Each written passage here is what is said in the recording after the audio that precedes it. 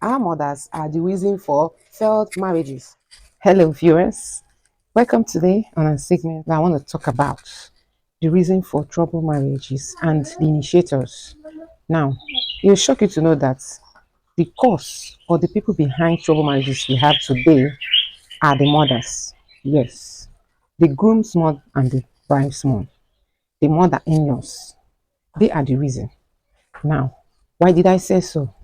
When a woman does not train her children to be respectful, responsible, and accountable, they will grow up to become users in their marriages. Okay, when some mothers discourage their daughters from being open to their husbands, from developing trust, what comes to your mind when you tell your daughter not to tell her husband how much she earns as an income? Or when you tell her not to review her projects that she is doing at any point in time? To the groom, when you teach your son not to allow his wife have access to his finances, and then when their daughter-in-law comes to you, mama, mama, and you say, Dibeya, enjoy it is marriage because she's not your daughter. So that is why I said you are the reason for troubled marriages, because you know what you went through in the hands of your husband and in-laws. That is the reason why you should have taught your children beforehand, firsthand, not to carry on with those habits in their prospective homes. You should frown at any form of bullying from your son to the wife, from your daughter to her husband. You should teach your children to accept their spouses as their brother or sister for life. And you, mother-in-law, should learn to accept your son-in-law or daughter-in-law as your own. Stop being sentimental. With all these things that can happen, how do you think that marriage will not suffer? Now, going by the level or the high rates of divorce and separation, as you can see, it has never been even before now. In the time of our fathers, this level of separation and divorce has never been. All because these errors were consistently made, carried from generation to generation. So mothers, learn to train your children to be respectful, responsible, and accountable. They should always see their spouses as their brother or sister for life. Now, what they cannot do to their brother or sister, they should never do it to their spouses. Teach your children how to accept one another.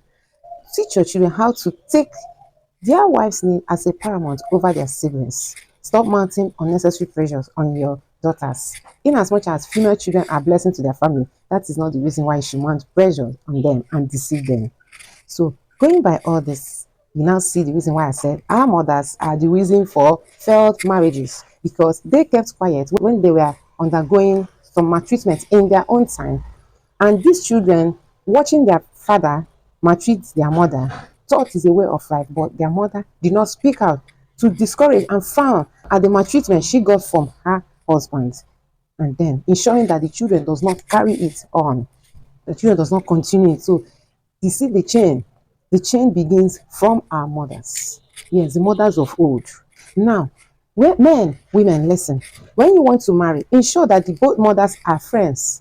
Once you notice that your wife to be mother and your own mother are loggerheads with each other, please ensure you don't institute any marriage, because even if you go ahead and institute that marriage between you and your spouse, those two women, your own mother and your wife's mother, are going to cause chaos from the two ends.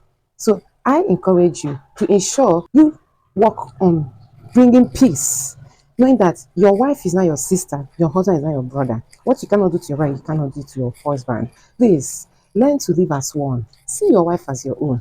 Open up to her, wife, open up to husband. Okay? I don't encourage wives to be disrespectful. Always respect your husband, and husband also try to love your wife and take her the way she is. Stop being resentful and judgmental.